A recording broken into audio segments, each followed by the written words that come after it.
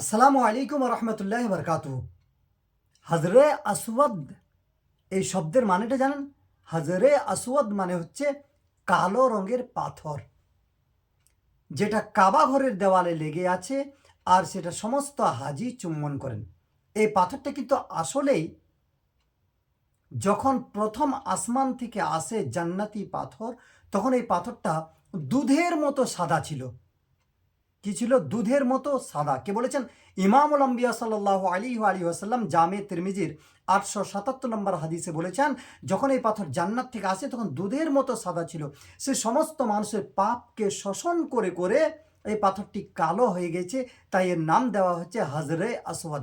কিন্তু যখন এই প্রথম জান্নাত থেকে আসে তখন এই পাথরটির রং ছিল দুধের থেকেও বেশি সাদা, আর মানুষের পাপ শোষণ করে এই পাথরটি কালো হয়েছে, তাই এর নাম দেওয়া হয়েছে হাজরে আসওয়াদ। আর হাদিসটি উল্লেখ জামে তিরমিজির 877 নম্বর হাদিস।